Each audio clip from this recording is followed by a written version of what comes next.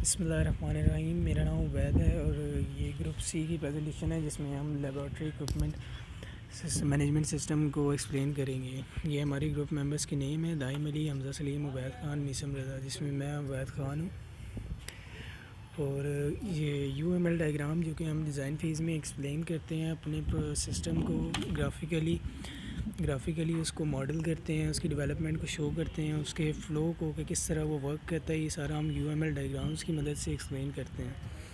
हमारे सिस्टम के अकॉर्डिंग सबसे पहले हमारी आ जाती है use case diagram. Use case diagram हमें बेसिकली वो फंक्शनैलिटीज़, वो फ़ीचर्स बताती है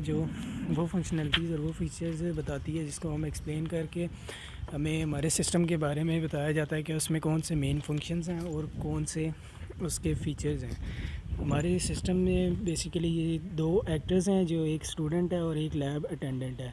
सबसे मेन पहला काम जो है हमारा वो है रजिस्ट्रेशन। कोई भी स्टूडेंट जब भी सिस्टम से एक्सेस करना चाहेगा कोई भी सिस्टम का फ़ीचर, तो उसके लिए सबसे पहले वो रजिस्ट्रेशन करेगा।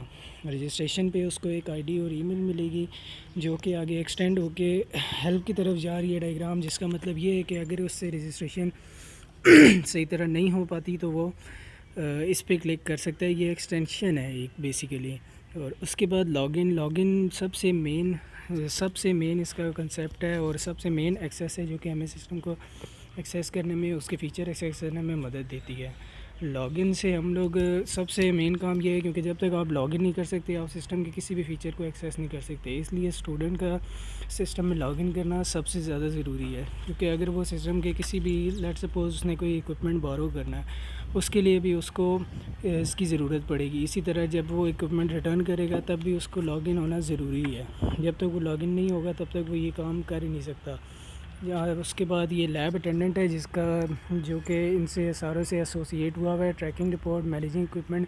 ट्रैकिंग रिपोर्ट में वो सारे बच्चों की ट्रैक रिपोर्ट एक क्रिएट करेगा, जिसमें उसने वो बताना होगा कि उसमें हमें ये बताना होगा कि कौन से बच्चे ने किस टाइम पर कौन सी चीज़ रिटर्न की है या कौन सी चीज़ बोरो की है। इसकी एक प्रॉपर रिपोर्ट प्रोवाइड करेगा। मैनेजर इक्विपमेंट, लैब अटेंडेंट का काम ये है कि वो लैब में मौजूद जितने भी इक्विपमेंट हैं उनको मैनेज करेगा, उनकी तादाद काउंट करेगा, कितने अवेलेबल हैं कितने नहीं हैं।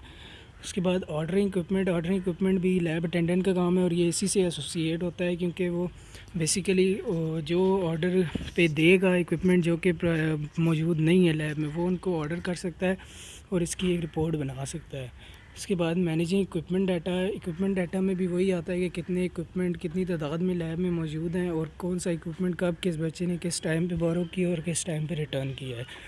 ऑर्डर कंफर्मेशन भी लैब अटेंडेंट की ज़िम्मे आती है कि उसने कब कितने इक्विपमेंट का ऑर्डर दिया था और कैसे उसने ये सारा काम किया है। बेसिकली यूज़ केस डायग्राम में ये इसमें इंक्लूड और एक्सटेंड का मतलब ये होता है, इंक्लूड बेसिकली ये होता है कि जब तक आप लॉगिन नहीं कर सकते तब तक आप कोई भी चीज़ को एक्सेस नहीं कर सकते। इसलिए इंक्लूड जो है वो आपको ऐसी चीज़ प्रोवाइड करता है जो आगे सब क्लासेस बना देती है आपकी। और एक्सटेंड में आपके पास ऑप्शन होता है कि आप अगर करना चाहें तो आप कर सकते हैं। बिकॉज़ एग्जांपल रजिस्ट्रेशन की ले लेते हैं। अगर हम रजिस्ट्रेशन में अगर हमें कोई प्रॉब्लम आती है, हम अगर चाहें तो हम वो हेल्प ले सकते हैं, वरना हम हेल्प नहीं ले सकते। ये हमारे ऊपर होता है।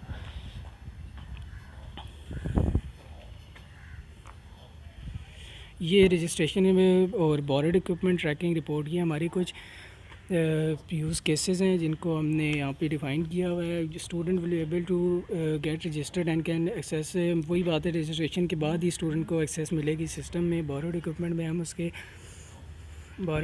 हम उसके बारे में ये बताएंगे कि उसने कौन सा इक्विपमेंट कब बोरो किया और कौन सा कब रिटर्न किया। ट्रैकिंग रिपोर्ट में हम उसकी प्रॉपर डेट, टाइम और उसके लॉगिन वगैरह सब कुछ चेक करेंगे और वो बताएंगे हम कि कब उसने किया। इसके बाद मैं हमज़ा सलीम आके आपको एक्सप्लेन करेंगे CRC।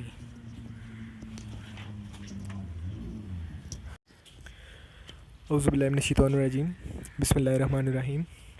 My name is Hamza Salim. I am from Group C, and today my presentation is about CRC. There is a lot of discussion about CRC in previous presentation, so I will not go in too much detail. So, basic purpose. What is CRC? CRC means Class Responsibility Collaborators. As the name defines, it has class, it has responsibilities and collaborators. What are the purpose of CRC? CRC tools are used to design object oriented software. Object oriented software यानी कि जिसके हमें result का and का भी पता हो और उसके बारे में हम स्ट्रक्चर्ड कर सकें, that are object oriented software. And CRC is used to define set of collaborating classes. Different classes हैं, उनके दरमियान कोलेबरेटिंग कैसी होती है और किस तरह से होना है, ये CRC आपको डिफ़ाइन करता है. तो अब मैं अपने प्रोजेक्ट के हवाले से जो मैंने CRC डायग्राम्स बनाई हैं, CRC cards and class diagrams, I will explain it. First, there are CRC cards in CRC diagram, and in which there are in the top class, and on the left side there are responsibilities, and on the right side there is collaborators. So in student class, first of my class is student class. In the student class की responsibilities, student class उसके अंदर responsibilities है और उसकी collaborators है. Responsibilities are the basically attributes, you can say, or you can see operations, or in simple words you can say services which class provides. What are the services which class provide? It provides student name and ID, to get student address number, contact number, manage student email, and define student username and password. And how can we access, or you can say कि हम किन की मदद से इसको access कर सकते हैं, वो that are collaborators. Basically collaborators are the classes which provides information to accomplish task. Collaborators ऐसी क्लासेस हैं जो हमें नॉलेज प्रोवाइड करती हैं या सर्विसेज अपनी प्रोवाइड करती हैं हमें फुलफिल करने में अपनी रिस्पॉन्सिबिलिटीज़ के. तो in student class there are users and administration, because student ID होगी, स्टूडेंट नेम होगी, ये फिर या फिर यूज़र की मदद से हमें पता लग सकता है या फिर एडमिनिस्ट्रेशन की मदद से पता लग सकता है. And then comes to the lab class. Lab class, in lab class there with responsibilities जो हमें सर्विसेज प्रोवाइड कर सकती हैं वो हमारे पास इक्वायरमेंट इशू है, इक्वायरमेंट टाइप है, स्टूडेंट लैब ID है, बोरोड इक्विपमेंट का रिकॉर्ड है, और ये चीज़ें हमें बता सकती हैं या फिर खाली लैब अटेंडेंट बता सकता है या फिर एडमिनिस्ट्रेशन बता सकता है. इन क्लासेस की मदद से हम इसको एक्सेस कर सकते हैं. And then comes to section class. Section class in which we have defined section की टाइमिंग क्या होगी, उसका टीचर कौन सा होगा, उसका डिपार्टमेंट कौन सा होगा. दीज आर द रिस्पॉन्सिबिलिटीज़ और the services which section class provides us. And the collaborators which include schedule and admin. schedule की मदद से और administration की मदद से हम इसको access कर सकते हैं और go through कर सकते हैं. Then comes to registered user. The next class is registered user, in which the user responsibility is जो हमें सर्विसेज प्रोवाइड करेगी वो लॉग इन है.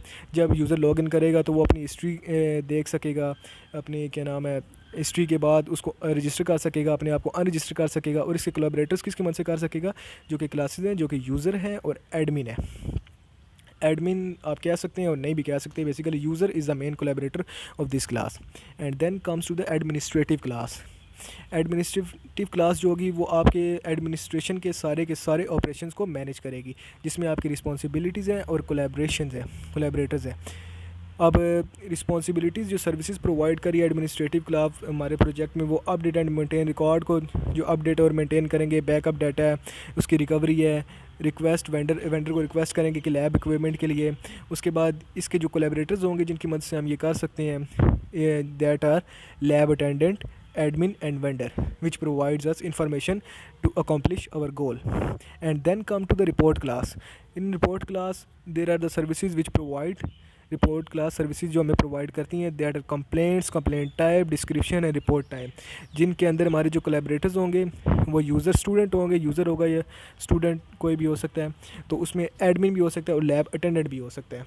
बेसिकली जो CRC डायग्राम होती है उसके अंदर आप इसका पर्पज़ ये है कि डिफरेंट आपका प्रोजेक्ट है उसको डिफरेंट क्लासेस में डिफ़ाइन कर देना है. वो आपको स्ट्रक्चर्ड कर देगा और उसके दरमियान आपने कोलैबोरेशंस पैदा कर देनी है. तो हर क्लास की फिर वो अलग रिस्पॉन्सिबिलिटीज़ होगी और वो क्या एक्शन परफॉर्म करता है और वो किस क्लास की मदद से या फिर करता है. तो ये सारा CRC का काम होता है. Then comes to the CRC class diagram. अब इसके अंदर क्लास डायग्राम्स के अंदर भी बेसिकली फंक्शन वही है उसका, classes are the same but you can see some difference such as in student class there are up जो बॉक्स है वो एट्रीब्यूट्स होंगे और जो निचला बॉक्स है वो मेथड्स होंगे आपके। एट्रीब्यूट्स यानी कि मैं आपको एग्जांपल देता हूँ। जैसे कि एक लैब है, लैब के अंदर काफ़ी ज़्यादा स्टूडेंट्स होंगे, हमें एट्रीब्यूट्स की क्यों ज़रूरत पड़ती है या फिर हम एट्रीब्यूट्स क्यों लिखते हैं। एक लैब है, उसके अंदर काफ़ी ज़्यादा स्टूडेंट्स हैं, हमें उनको रिकॉग्नाइज़ करने के लिए, पहचानने के लिए उनकी कोई ना कोई सिफ़ात का पता होना लाजमी है, या फिर उनका नेम का, या फिर उनकी आईडी का, या फिर उनके पासवर्ड का, या फिर उनसे रेलिवेंट कोई चीज़ का। सो दैट्स वाई वो use attributes.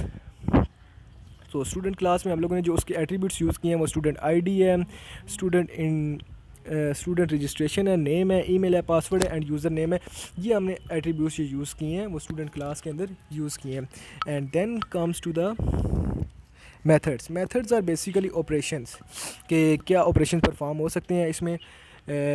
Edit, student edit कर सकता है, रजिस्टर कर सकता है, अपडेट हो सकती है प्रोफाइल और सर्च हो सकता है, इसके अंदर ये ऑपरेशंस है। Then comes to the user class. User class के अंदर आपके जो सर्विसेज हैं या फिर आप कह लें कि जो एट्रीब्यूट्स हैं वो यूज़र नेम है, इंटीजर, सेम एज प्रीवियस। तो उसके अंदर भी आप एडिट यूज़र कर सकते हैं, search, request. Then comes to the administration class. उसके अंदर आपके अंदर जो है एडमिन है, उसकी आईडी है जिससे आप उसकी पहचान कर सकते हैं, या फिर एडमिन रोल है रिकॉग्नाइजिंग के लिए। Then comes to the methods, वो जो एक्शन है वो क्या क्या परफॉर्म हो सकते हैं, उसमें इशू टास्क है, कंप्लेंट सोल्यूशन है, ट्रैकिंग है, वेंडर रिक्वेस्ट है एंड एडिट एडमिन है। एडमिन अपने आप की जो प्रोफाइल है वो एडिट कर सकता है। Then comes to the lab class. In lab class we have lab ID, lab name, lab type और इक्विपमेंट। देन मेथड्स, आप कौन कौन से उसमें ऑपरेशन परफॉर्म कर सकते हैं। डिस्प्ले लैब कर सकते हैं, उसके बाद गेट इक्विपमेंट डिटेल कर सकते हैं, इक्विपमेंट की क्या डिटेल है और अपडेट कर सकते हैं। Then section class. Section class के अंदर आप जो उसकी एट्रीब्यूट्स हैं उसके अंदर सेक्शन नेम है, सेक्शन नंबर है, कौन सा सेक्शन 1 है, 2 है, 3 है, सेक्शन की टाइप किस तरह की, सेक्शन का डिपार्टमेंट कौन सा है। और उसके अंदर जो आपके मेथड्स होंगे वो है कि आप इंफॉर्मेशन, गेट इन्फो, आप इंफॉर्मेशन उनके बारे में ले सकते हैं, टीचर्स के बारे में कि कौन से सेक्शन का कौन सा टीचर है, आप उस कैजुअल की मदद ले सकते हैं। उसके बाद अपडेट कर सकते हैं, सर्च कर सकते हैं। Then comes to the report class. Report class जो है उसके अंदर आपकी रिपोर्ट आईडी है, रिपोर्ट नेम है, रिपोर्ट टाइप है, रिपोर्ट टाइम है कि किस वक्त रिपोर्ट दर्ज हुई है, किस वक्त रिपोर्ट का टाइम क्या है, रिपोर्ट की आईडी क्या है।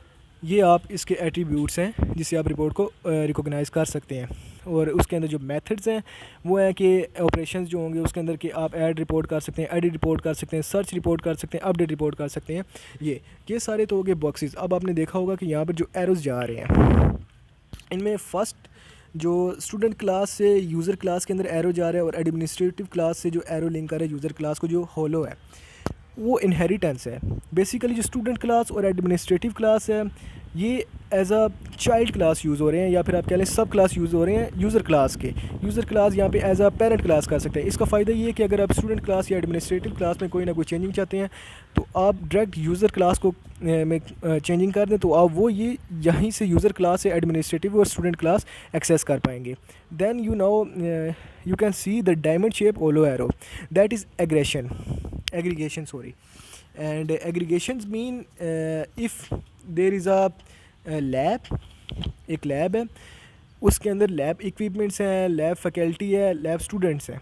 लेकिन आप एक चीज़ देखें कि स्टूडेंट का हर वक्त लैब के साथ रब्ता नहीं रहेगा, जबकि इक्विपमेंट्स हर वक्त लैब के अंदर मौजूद होंगे और फैकल्टी भी हर वक्त लैब के अंदर मौजूद होगी। तो स्टूडेंट का और लैब का वीक रिलेशन बनेगा। स्टूडेंट का भी होंगे या फिर नहीं होंगे तो ये एज अ एग्रीगेशन के तौर पर यूज़ होगा। और स्टूडेंट का और लैब का और इक्विपमेंट का और फैकल्टी का इनका आपस में स्ट्रॉन्ग रिलेशन बनेगा। तो स्टूडेंट और लैब का आपस में वीक रिलेशन की वजह से यहाँ पे एग्रीगेशन का डायमंड होलो यूज़ हुआ है। उसके बाद कंपोजिशन का एक सिंबल यूज़ होया हुआ है जो कि आप देख सकते हैं 3 लाइंस है। रिपोर्ट क्लास से, एडमिनिस्ट्रेटिव क्लास से और स्टूडेंट क्लास से जा रहा है यूज़र क्लास के अंदर, जो कि डायमंड है और फील्ड है। इसका ये है कि जैसे कि मैं आपको एग्जांपल देता हूँ कि एक रेस्टोरेंट है, ये मैं अपने से दे रहा हूँ समझाने के लिए, कोई इसका पीछे कोई नहीं है। तो एक रेस्टोरेंट है, उसके अंदर बाथरूम्स हैं और कोई रूम्स वगैरह आप कर लें। अगर रेस्टोरेंट तबाह होता है तो उसके साथ रूम्स भी तबाह हो जाएंगे और बाथरूम्स भी तबाह हो जाएंगे, सब कुछ उसका तबाह हो जाएगा रेस्टोरेंट के साथ साथ। तो आप ये जो टोटल डिपेंडेंट कर रहे हैं ये रूम और बाथ्स, ये रेस्टोरेंट के ऊपर कर रहे हैं। अगर रेस्टोरेंट रहेगा तो बात और रूम भी ठीक रहेंगे। इसी तरह ये है कि आप user class as a login ID ले लें। चले मैं इसी के साथ एग्जांपल दे देता हूँ कि लॉगिन आईडी है, आप एडमिनिस्ट्रेशन है, स्टूडेंट क्लास है, ये जब तक लॉगिन नहीं करेंगे तब तक ना यूज़र क्लास आगे कुछ कर पाएंगे, ना रिपोर्ट ट्रैक कर पाएंगे। और these are total dependent on user class, यानी कि जब तक एडमिनिस्ट्रेशन और स्टूडेंट जब तक लॉगिन नहीं करेंगे तब तक वो आगे कुछ परफॉर्म नहीं कर पाएंगे। सो उन्हें मस्ट है कि लॉगिन करना पड़ेगा और तभी रिपोर्ट तैयार हो पाएगी। तो इसी वजह से ये 3 एरोस जो जा रहे हैं वो एक ही यूज़र क्लास के अंदर जा रहे हैं कि they are dependent on this and this is a strong relation. So I यहाँ पर डायमंड फील्ड एरो यूज़ हुआ है। सो यहाँ पर आपने वर्डिंग देखी होगी 0 1 0 to 1 0 to n, ये वर्डिंग यूज़ हुई है स्टैरिक के तौर पे। ये दीज आर मल्टी सिप्लाई। तो ये इसलिए यूज़ होते हैं जैसे कि एक आप कर लें कि रेस्टोरेंट की एग्ज़ाम्पल ले लें। रेस्टोरेंट्स के अंदर हो सकता है एक गार्डन हो, तो उसमें लेकिन जो बाथरूम्स होंगे वो एक से कहीं ज़्यादा होंगे। इसी तरह एक स्टूडेंट क्लास है, लैब क्लास है, उसके अंदर एक वक्त में एक लैब क्लास में या फिर सेक्शन हो सकता है या फिर नहीं हो सकता। इसीलिए सेक्शन के साथ 0 लिखा हुआ है या फिर 1 लिखा है, या फिर एक सेक्शन होगा या फिर नहीं होगा। और स्टूडेंट एक वक्त में एक लैब क्लास में या फिर 0 हो सकते हैं या फिर 0 भी हो सकते हैं और मैनी भी हो सकते हैं, इसलिए यहाँ पे 0 to मैनी लगाया हुआ है। उसके बाद रिपोर्ट क्लास, आपकी रिपोर्ट्स भी कहीं ज़्यादा तैयार हो सकती हैं, तो इसीलिए ये 0 to मैनी रिपोर्ट के नीचे लिखा हुआ है।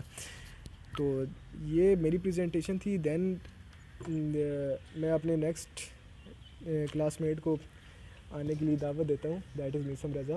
तो थैंक यू।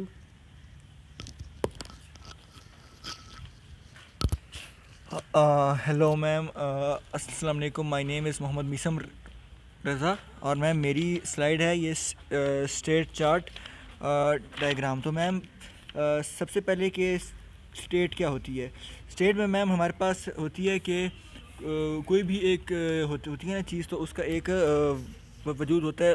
तो इसमें मैम हम ये कर रहे हैं कि एक मतलब स्टेट से दूसरी स्टेट, मतलब एक हालत से दूसरी हालत में जाने के बारे में हम बात करेंगे इसमें। तो मैम इसमें एज एन एग्ज़ाम्पल जो बहुत छोटी सी है इस वक्त मेरे पास, वो ये है मैम कि जैसे हमारे पास पानी होता है H2O वाटर, तो मैम उसकी देखें मुख्तलिफ होती हैं स्टेट्स, लाइक वो पेपर्स भी उसके होते हैं और उसके आइस भी होते हैं। तो उसकी ये जो होती है ना स्टेट चेंज होती है, मतलब पेपर से लिक्विड, फिर मतलब वाटर, और उसके बाद फिर उसकी आइस होती है। तो इसमें भी यही है कि इस डायग्राम में भी मतलब हम वही कर रहे हैं कि एक स्टेट से दूसरी स्टेट में जाने के लिए एक इंसान को मतलब एक जो है सिस्टम है उसको मतलब क्या करना पड़ता है।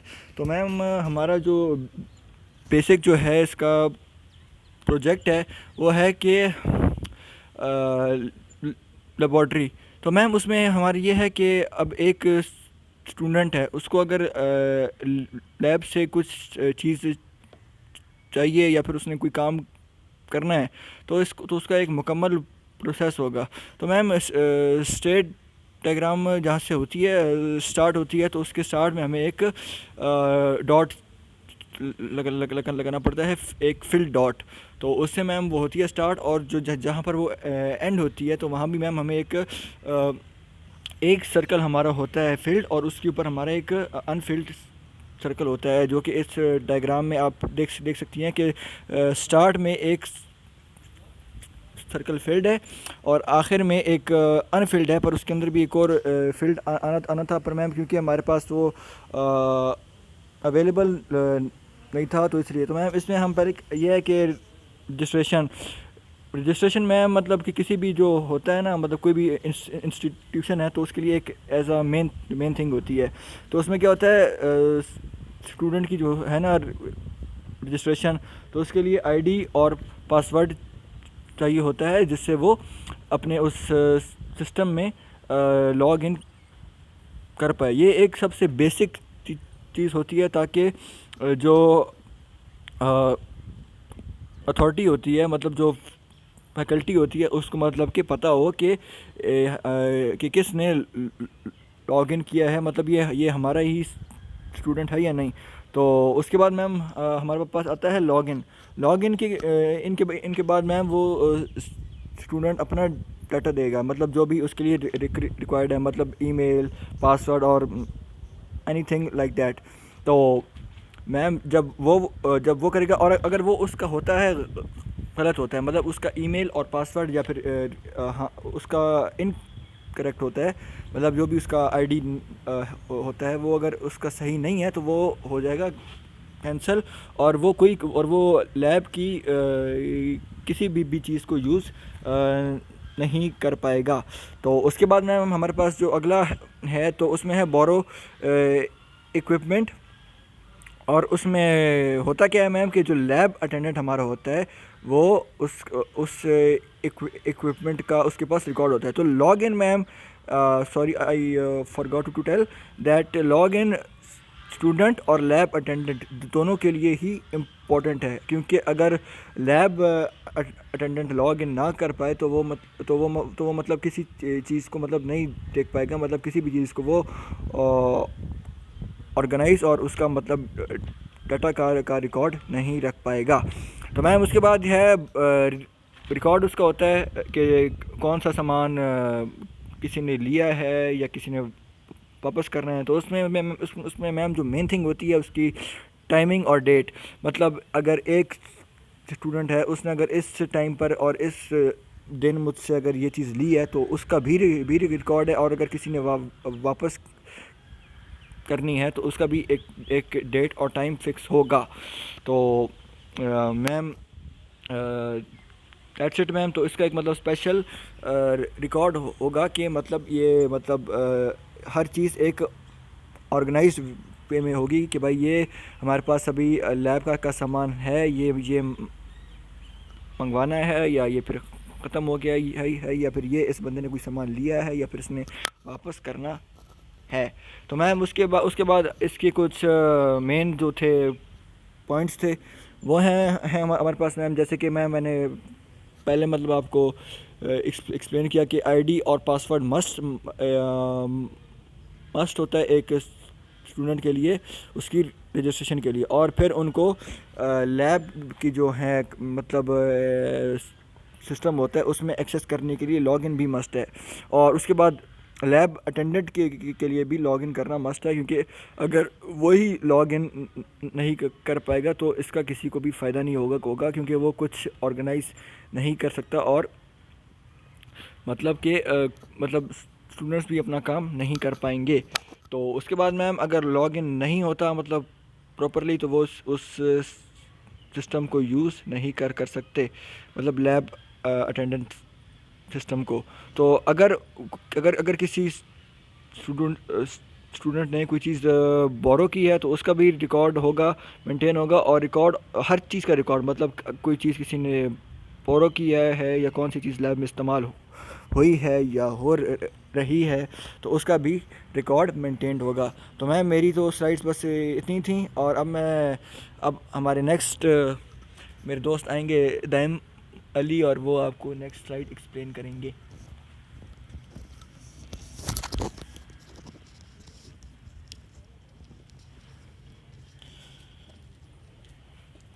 अस्सलाम वालेकुम मैम। मैम मेरा नाम दाइम अली कौसर और today's my topic is DFT।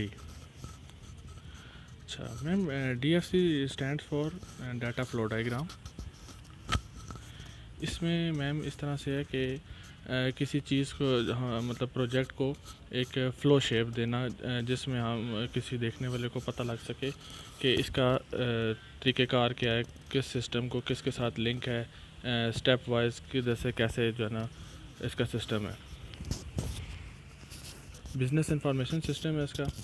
इसमें जो है ना डाटा को ट्रांसफ़र करने के लिए जो सिंबल्स यूज़ किए जाते हैं, जैसे इसमें सर्कल शेप है, ये प्रोसेस सिंबल को प्रोसेसिंग को ज़ाहिर करता है, और ये स्क्वायर शेप जो है वो इसमें शो करती है कि इनपुट्स एंड आउटपुट्स, और इस डबल एरोज़ जो हैं वो उसके लिए आपस में लिंक है इनका।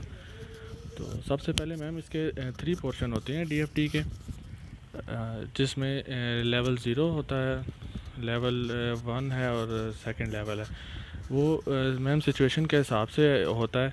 हमारा जो प्रोजेक्ट है वो है लेबॉर्ट्री इक्विपमेंट मैनेजमेंट सिस्टम। तो इसमें 3 लेवल्स तक गए हम। इसकी वजह सिर्फ यही है कि फ़र्स्ट लेवल में सिर्फ बेसिक चीज़ है, जिसमें प्रोसेसिंग को मतलब क्लोज फॉर्म में शो किया गया लेबॉर्ट्री इक्विपमेंट मैनेजमेंट सिस्टम। और इसकी जो इनपुट्स हैं वो यही है, स्टूडेंट मैनेजमेंट है और कंप्लीट इंफॉर्मेशन मैनेजमेंट है। आउटपुट में ये साथ लैब मैनेजमेंट, रिपोर्ट मैनेजमेंट, ये सारे मतलब इनके साथ इंटरलिंक है। तो इसमें लेबॉर्ट्री मैनेजमेंट सिस्टम जो सॉफ्टवेयर है, उसमें इसके अंदर जो इंटरलिंक्स हैं आगे, जिस तरह मैनेजिंग ऑल स्टूडेंट्स हैं, मैनेजिंग ऑल द लैब्स हैं, लैब को मैनेज करना, रिपोर्ट को मैनेज करना और जो कंप्लीट इंफॉर्मेशन है इनको मैनेज करना, इस लेवल पर 0 लेवल पर करते हैं, जैसा कि डायग्राम में शो है। उसके बाद आ जाता है मैम फर्स्ट लेवल DFT। अब इसमें इस तरह से है कि जो लेबॉर्ट्री इक्विपमेंट मैनेजमेंट सिस्टम है हमारा प्रोजेक्ट, इसमें किस चीज़ के साथ इंटरलिंक्स हैं। जैसे अभी पिछले में हमने बताया ये आपस में इंटरलिंक्स थे। इसमें अभी ये है कि इनपुट्स के तौर पे क्या हैं और इस जो प्रोसेसिंग के बाद जो आउटपुट्स हैं वो क्या होंगी। इस इनपुट्स में मैम स्टूडेंट मैनेजमेंट आता है, लैब मैनेजमेंट है, रिपोर्ट मैनेजमेंट है और कंप्लीट इंफॉर्मेशन सिस्टम है। लैब की मैनेजमेंट को देखना, फिर रिपोर्ट बनाना, फिर इंफॉर्मेशन सिस्टम है, स्टूडेंट मैनेजमेंट है। तमाम प्रोसेस होने के बाद जो एंड पे आती है वो आता है जनरेट स्टूडेंट रिपोर्ट। उसके बाद लैब रिपोर्ट जनरेट करना और जो रिपोर्ट है उसको जनरेट करना और इंफॉर्मेशन सिस्टम को जनरेट करना। ये मैम फर्स्ट लेवल पे आ जाता है। जैसे मैम डिस्क्रिप्शन में मौजूद है, processing student records and generate report of all students. जो स्टूडेंट्स की प्रोसेसिंग वो रिकॉर्ड्स करेगा और जनरेट करेगा उसकी रिपोर्ट सब स्टूडेंट्स की। उसके बाद लैब रिकॉर्ड्स में आएगा, उसी तरह ही उसकी भी प्रोसेसिंग है, फिर उसकी रिपोर्ट जनरेट होगी। उसके बाद इसकी रिपोर्ट का रिकॉर्ड्स है, उसकी रिपोर्ट जनरेट होगी। उसके बाद प्रोसेसिंग कंप्लीट इंफॉर्मेशन है, उसके रिकॉर्ड जो है जनरेट करना है। और उसके बाद जो मैम आता है वो आता है सेकंड लेवल DFT, जिसमें जो अभी पहले मैम जिस तरह बताया गया था कि किस तरह से ओपन करके दिखाया जाएगा कि भाई प्रोसेसिंग होगी कैसे, कि हमारा जो सॉफ्टवेयर है उसका फ़्लो कैसा है। मेन चीज़ मैम इस डायग्राम में हमें शो हो रही है, जिसमें आप देखें कि एक एडमिन है, ठीक है, उसका जो लिंक है वो फॉरगॉट पासवर्ड है और सेंड ईमेल टू यूज़र है। और एडमिन से ही इसका link log in to system है और चेक रोल ऑफ एक्सेस है। तो उसके बाद मैनेज मॉड्यूल्स हैं, ये सारा एडमिन जो है उसके बाद लॉग इन टू सिस्टम पे जाएगा। उसके बाद रोल एक्सेस करेंगे जो यूज़र होगा वो, फिर मैनेज रोल्स होंगे। इसमें क्या होगा, स्टूडेंट्स की डिटेल है, लैब डिटेल्स हैं, रिपोर्ट डिटेल्स हैं, उसके बाद कंप्लीट इंफॉर्मेशन डिटेल है, लॉगिन रिपोर्ट है, मैनेज यूज़र परमिशन है और मैनेज सिस्टम एडमिन्स है। ये DFT सेकंड लेवल डायग्राम है मैम। उसमें इस तरह है कि तमाम कोई भी स्टूडेंट है वो पहले लॉगिन करेगा, उसके बाद इन सारी चीज़ों में से जो चीज़ उसकी नेसेसरी है उसको वो एक्सेस करेगा। उसमें से वो देखेगा कि आया उसको लैब डिटेल्स चाहिए, रिपोर्ट डिटेल्स चाहिए या जो भी है सिस्टम्स वगैरह को, वो उस हिसाब से मैम सेटिंग में देखना पड़ेगा, जो मतलब जो यूज़र होगा उसके हिसाब से। तो मैम इस डायग्राम में शो इस तरह से हुआ है, जो प्रोसेसिंग सिस्टम हम लेबॉर्ट्री इक्विपमेंट जो क्लोज फॉर्म में शो करते हैं उसको ओपन फॉर्म में दिखाया। बेसिकली प्रोसेसिंग में होता क्या है कि एडमिन किस तरह से सिस्टम लॉगिन करेगा, फॉरगॉट पासवर्ड क्या, इंटरलिंक्स आपस में दिखाए गए हैं। इसमें लिखा हुआ है मैम, अगर डिस्क्रिप्शन में लिखा हुआ भी है, admin logins to systems and manage all the functionalities of lab equipment management system. Admin जो होगा वो लॉगिन करेगा सिस्टम को और वो सारी फंक्शनलिटीज़ को मैनेज कर रहा होगा। फिर एडमिन का काम ही है वो ऐड भी करेगा, डिलीट भी करेगा रिकॉर्ड्स को। फिर एडमिन जो है वो मैनेज करेगा लैब की डिटेल्स क्या होंगी और कंप्लीट इन्फॉर्मेशन। उसके बाद रिपोर्ट स्टूडेंट की तैयार करेगा, लैब रिपोर्ट तैयार करेगा और कंप्लीट इन्फॉर्मेशन उसकी। फिर details of lab and complaint information, उसके बाद फिर डिफरेंट लेवल्स ऑफ फिल्टर्स होंगे और रिपोर्ट्स, और उसके बाद track the details information of lab and report, इसकी पूरी जो है ना डिटेल्स होंगी। तो मैम ये हमारा पूरा जो है ना वो एक DFT डायग्राम थी जिसमें एक फ़्लो शो किया गया है कि कौन सी चीज़ किस फ़्लो से कैसे काम करेगी। तो ये हमारा जो है ना टॉपिक था मैम। तो ये मेरा टॉपिक था, दैट्स एंड मैम, थैंक्स।